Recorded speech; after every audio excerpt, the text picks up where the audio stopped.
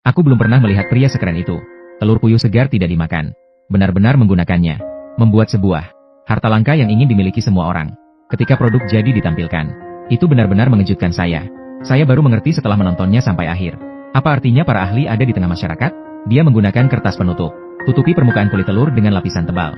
Dan membaginya menjadi 3 bagian yang sama. Pada saat yang sama, gunakan pisau ukir untuk memotong dengan hati-hati sepanjang garis yang ditarik. Dengan cara ini kita mendapatkan bentuk telur. 3 modul replika. Kemudian dia mengeluarkan beberapa koin kuningan. Masukkan ke dalam mesin press roll dan gulung maju mundur. Sampai membentuk bentuk lonjong tipis. Ini adalah bahan utama untuk membuat produk ini. Namun sebelum produksi resmi. Juga berdasarkan bentuk permukaan telur. Menggunakan penggiling listrik pada balok kayu. Giling cetakan lubang dengan ukuran yang sama. Kemudian lembaran tembaga oval.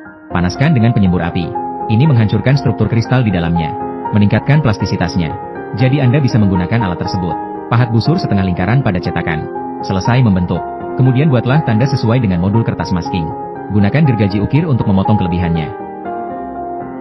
Namun, lengkungan pahatnya masih relatif kasar.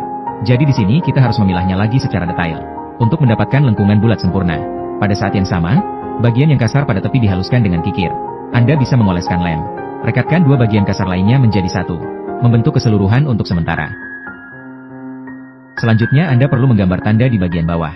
Gunakan penggiling listrik untuk menggiling takik. Untuk memudahkan pemotongan dengan gergaji ukir. Kemudian gunakan sisa-sisa tersebut untuk memotong bagian lain sesuai bentuknya.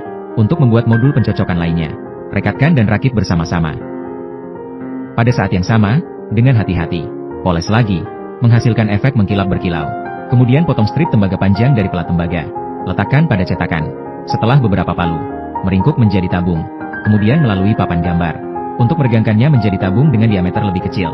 Lakukan peregangan untuk memenuhi permintaan. Sekarang mari kita mulai membuat bola. Di sini dia akan berada di setiap sendi bola. Lebarkan dengan penggiling listrik. Sampai bisa masuk ke dalam tabung bundar yang diregangkan. Kemudian sesuai dengan panjang lubang yang dibutuhkan. Potong dengan gergaji ukir. Gunakan penyembur api untuk memanaskan bola-bola tersebut. Kemudian las tabung bundar ke setiap modul kelopak.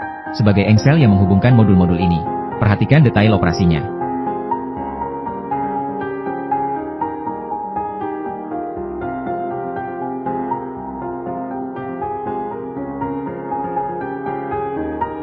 Setelah diproses secara hati-hati, bola itu telah tercipta.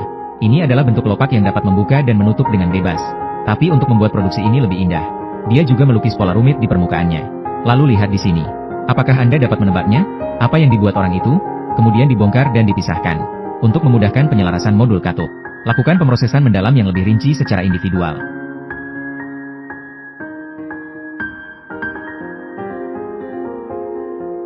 Itu sesuai